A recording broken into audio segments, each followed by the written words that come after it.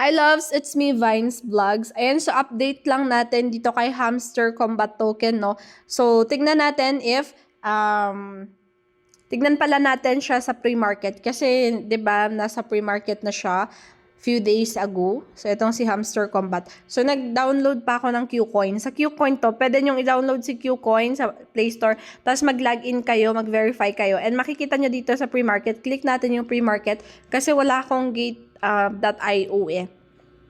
Tapos, ito, click natin tong HMSTR. So, ito siya.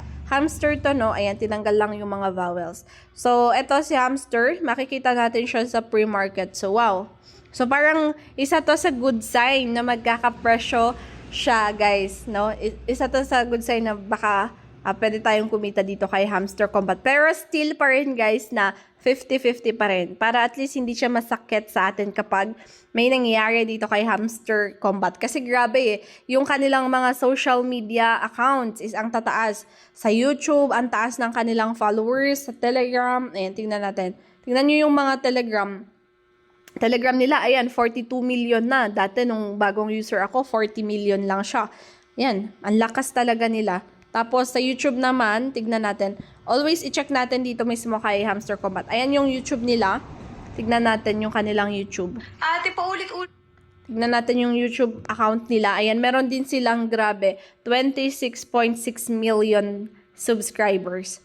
So, sa Twitter, di ko sure if may Twitter ako. Ayan, meron pala akong Twitter. Tignan natin. But anyway, ayan, halos malalaki yung kanilang mga subscribers. Yung mga users talaga ang mataas dito kay Hamster Combat. So, tignan natin kung meron tayong makikihati kasi tayo sa mga users na yon, 150 million users. So, sana nga magka-price kahit man lang char, yung pinagpaguran natin na time and efforts and data syempre. So, yan lang update ko.